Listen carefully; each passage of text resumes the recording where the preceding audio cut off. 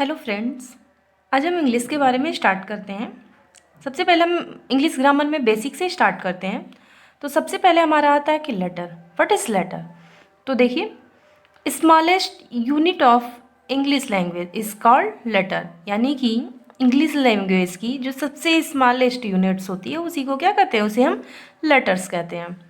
जैसे एग्जाम्पल हमारा हो गया ABCD, ये Z तक जाएगा। तो ये हमारे सारे क्या हैं, ये हमारे सारे लेटर्स हैं। लेटर्स होते कितने हैं, ये 26 होते हैं। ठीक है, अब इसमें आते हैं कि लेटर्स में दो होते हैं, एक वॉवेल होता है और दूसरा क्या होता है, कॉन्सोनेंट होता है। तो वॉवेल्स में हमारा A E I O U यानी कि टोटल 5 वॉवेल्स होते हैं। ठीक है, और जो लेटर्स 26 में से 5 तो वॉवेल्स हो गए, और इन 5 के अलावा बाकी जो बचते हैं वो हमारे क्या हो गए, वो हमारे कॉन्सोनेंट्स हो गए। ठीक है, अब नेक्स्ट आते हैं कि वर्ड्स क्या होते हैं। ठीक है, तो वर्ड्स देखिए क्या होता है, a collection of letter with some meaning called as word, यानी कि एक कलेक्शन ऑफ लेटर्स, यानी कि जो लेटर्स होते हैं उसका जो कलेक्शन होता है विथ सम मीनिंग, जिसका कोई अर्थ निकलता हो, उसी को हम क्या कहते हैं, उसको हम वर्ड्स कहते हैं। ठीक है, जैसे एग्जांपल क्या हो गया, बॉय हो गया, ठीक है, एंड हो गई। तो यानी कि हमारे लेटर्स का ऐसा कलेक्शन जिसका कोई ना कोई मीनिंग निकलता हो, उसी को क्या कहते हैं, उसी को हम वर्ड्स कहते हैं। नेक्स्ट टॉपिक पढ़ते हैं कि सेंटेंस के बारे में। तो देखिए, ए meaningful group of words is called a sentence, यानी कि मीनिंगफुल ग्रुप ऑफ वर्ड्स, यानी वर्ड्स का ग्रुप जिसकी कोई ना कोई मीनिंग्स निकलती है, उसी को हम सेंटेंस कहते हैं। अब देखते हैं पहले काइंड्स ऑफ सेंटेंस। तो ये 5 टाइप्स के होते हैं, इट्स 5 टाइप्स। फर्स्ट देखते हैं हम असर्टिव सेंटेंस। असर्टिव सेंटेंस की हिंदी होती है साधारण वाक्य। ये होता है कि these sentence make a statement and always and with a full stop, कि असर्टिव सेंटेंस उसे कहते हैं जो हमारे एक स्टेटमेंट कंप्लीट करता हो एंड ऑलवेज एंड, और जो उसकी लास्ट की एंडिंग होती है विथ ए फुल स्टॉप, वो एक फुल स्टॉप के साथ एंड होता हो। ठीक है, सबसे पहले इसके टाइप्स देख लेते हैं। असर्टिव सेंटेंस जो होते हैं वो 2 टाइप्स के होते हैं, affirmative sentence and negative sentence. Affirmative sentence यानी कि सकारात्मक वाक्य, निगेटिव सेंटेंस मतलब होता है नकारात्मक वाक्य। ठीक है, तो अफर्मेटिव सकारात्मक यानी कि ऐसे सेंटेंस जिसमें पॉजिटिव थिंकिंग हो, उसे असर्टिव सेंटेंस कहते हैं। जैसे Saumya is a my best friend. Negative sentence में जिसमें कि नकारात्मक यानी कि निगेटिविटी हो, जैसे Saumya is not my best friend. तो ये हो गया हमारा असर्टिव सेंटेंस के प्रकार। नेक्स्ट देखते हैं, सेकंड हमारा होता है इंट्रोगेटिव सेंटेंस, यानी कि प्रश्नवाचक वाक्य। दीज सेंटेंस आस्क क्वेश्चन, यानी कि ऐसे सेंटेंस जिसमें कोई ना कोई क्वेश्चन पूछा जाता है और इसके लास्ट में जो होते हैं वो क्वेश्चन मार्क जरूर होते हैं। जैसे डू यू स्मोक, और इसके लास्ट में क्या है, क्वेश्चन, यानी एक क्वेश्चन पूछा जा रहा है और इसके लास्ट में एक क्वेश्चन मार्क है। थर्ड होता है इम्परेटिव सेंटेंस, यानी कि आदेशात्मक वाक्य। It's give command, advice, warning और सजेशन, यानी कि ऐसे सेंटेंस जो हमारी कमांड देते हो, एडवाइस देते हो, वार्निंग या फिर सजेशन देते हो। जैसे get out of the class. ठीक है, तो ये हमारे क्या हो गए, इम्परेटिव हो गए।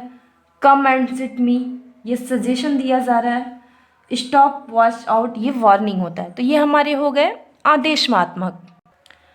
अब आते हैं ऑपिटेटिव सेंटेंस, यानी कि ऐसे सेंटेंस, हिंदी इसकी होती है इच्छावाचक, ऐसे सेंटेंस जो अपनी इच्छा के अकॉर्डिंग बोले जाते हैं। जैसे may God bless you. Last है एक्सक्लेमेटरी सेंटेंस, यानी कि विस्मयादि बोधक। ठीक है, तो इसमें क्या होता है कि exclamatory sentence express strong feeling. ठीक है, जैसे oh that is excellent, how sad the man watch.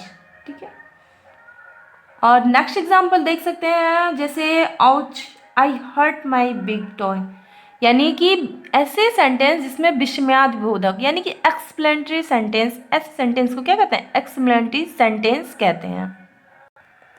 अब आते हैं हम जेंडर पे। जेंडर किसे कहते हैं? यानी कि लिंग। Gender is a system of differenting nouns and pronouns as masculine, feminine, common और न्यूट्रल।